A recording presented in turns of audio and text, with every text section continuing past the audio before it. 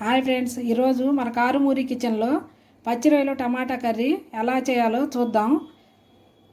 ఈ కర్రీ కానీ మీకు నచ్చినట్లయితే లైక్ చేయండి, షేర్ చేయండి. మా ఈ మరిన్ని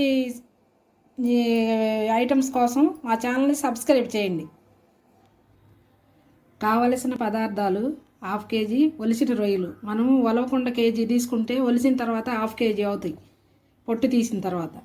వీటిని ఒక 7-8 సార్లు శుభ్రంగా కడుక్కొని ఎన్నుపూస మీద సన్నటి గీతలాగా ఒక దారం లాంటిది ఉంటుంది ప్రేగు, అది శుభ్రంగా క్లీన్ చేసుకొని ఈ విధంగా కడిగి ఉప్పు పసుపు అన్నీ వేసి కడిగి ఈ విధంగా పెట్టుకోవాలి. పెట్టుకున్న తర్వాత వీటిని ఇప్పుడు మ్యాగ్నేట్ చేసుకుందాం.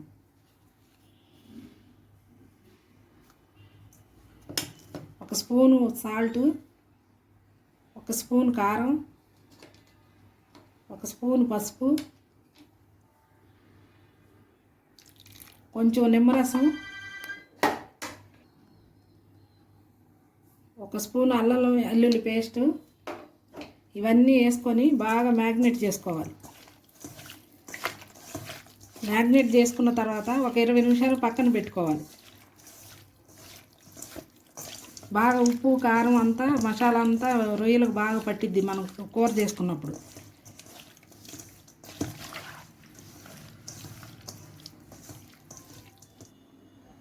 ఇప్పుడు మనం ఉల్లిపాయని ఈ విధంగా సన్నగా కట్ చేసుకోవాలి.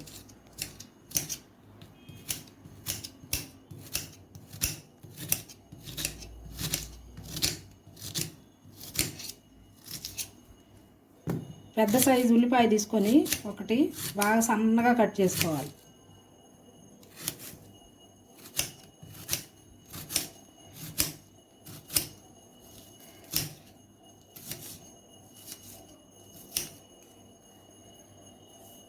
కొత్తిమీర కొంచెం తీసుకొని సన్నగా తరిగి పెట్టుకోవాలి. ఇప్పుడు టమాటాలు మీడియం సైజు 2 తీసుకొని ఈ విధంగా ముక్కలుగా కట్ చేసి మిక్సీ పట్టుకోవాలి.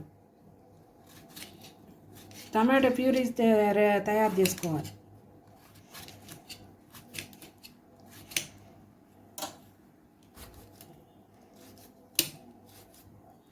ఇప్పుడు ఒక చిన్న గిన్నెలో ఒక స్పూను ఎండు కొబ్బరి ముక్కలు, 2 స్పూన్లు జీడిపప్పు తీసుకొని ఇవి కూడా మళ్ళీ పేస్ట్ చేసి పెట్టుకోవాలి.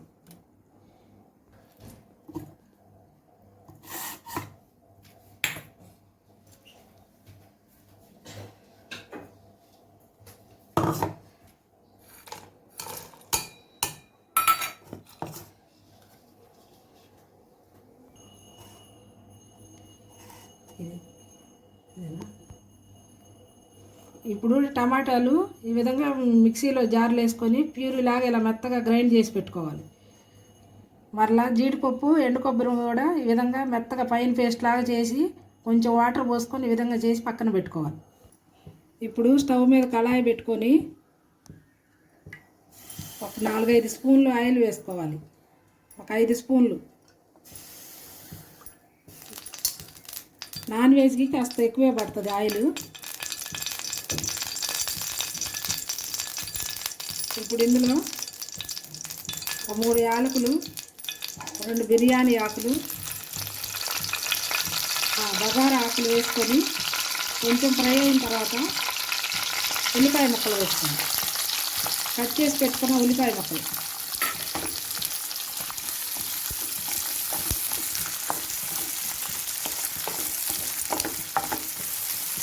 గోల్డెన్ బ్రౌన్ కలర్ వచ్చే వరకు బాగా వేయించుకోవాలి ఎర్రగా ఉల్లిపాయలు. ఉల్లిపాయలు వేగడానికి కొంచెం సాల్ట్ వేసుకుందాం.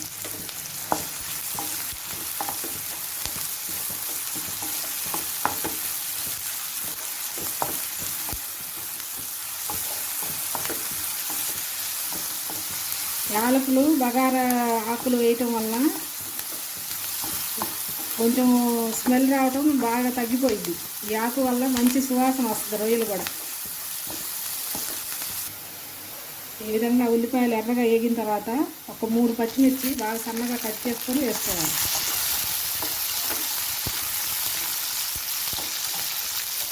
రెండు కరివేపాకు రెమ్మలు,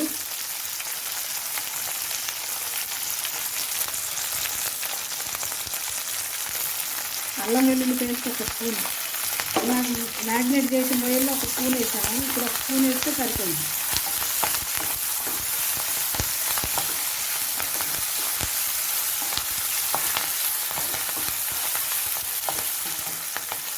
అల్లం వెల్లుల్లి పచ్చివాసన పోయిన తర్వాత టమాటో ప్యూరీ వేసుకోవాలి.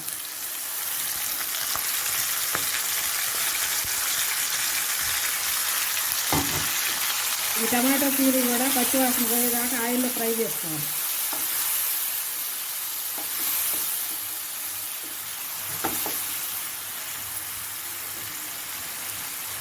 ఇప్పుడు ఒక స్పూన్ సాల్ట్, కర్రీకి సరిపడా సాల్ట్ వేసేసాం.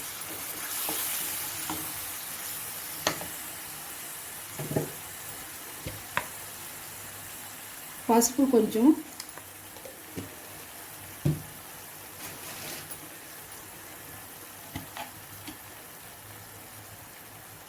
కారం 2 స్పూన్లు, మసాలా కారం,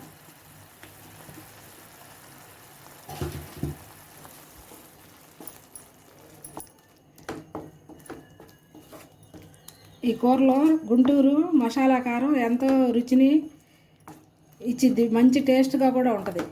చూస్తానికి కూడా కలర్ఫుల్గా ఉంటుంది గుంటూరు మిర్చి.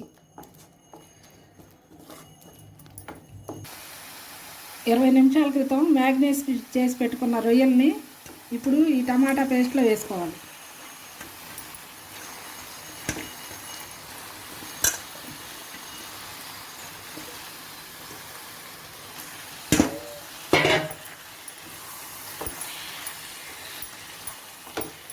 ఇలా వేసి బాగా కలుపుకోవాలి.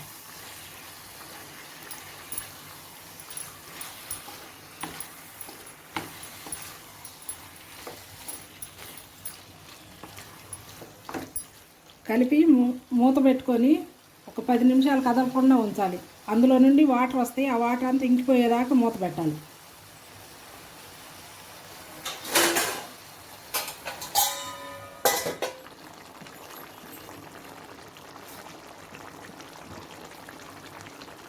ఇప్పుడు రొయ్యల్లో వాటర్ అంతా ఇనికిపోయిన తర్వాత జీడిపప్పు కొబ్బరి మిక్సీ పట్టుకున్న పేస్ట్ వేయాలి.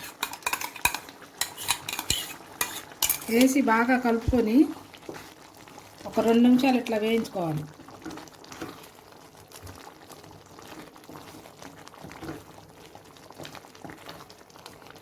ఒక 2 నిమిషాలు ఉంచుకున్న తర్వాత ఈ గిన్నెలో కొంచెం వాటర్ తీసుకొని వాటర్ కూడా పోసుకోవాలి. ఇందులో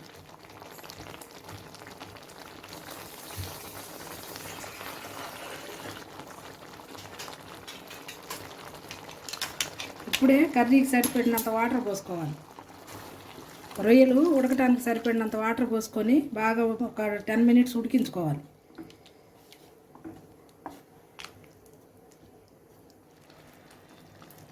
ఈ విధంగా రొయ్యల కూర దగ్గర పడిన తర్వాత కొంచెం కొత్తిమీర, 1 స్పూన్ గరం మసాలా, కొంచెం కస్తూరి మేతి వేసి బాగా కలుపుకోవాలి.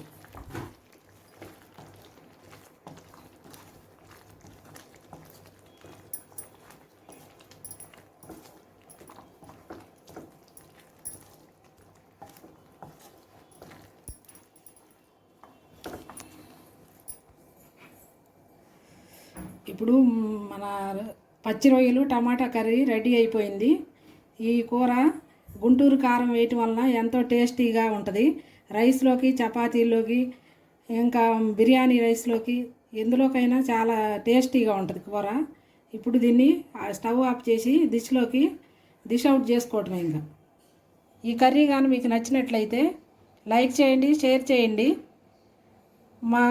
ఈ మరిన్ని ఈ ఐటమ్స్ కోసం మా ఛానల్ని సబ్స్క్రైబ్ చేయండి.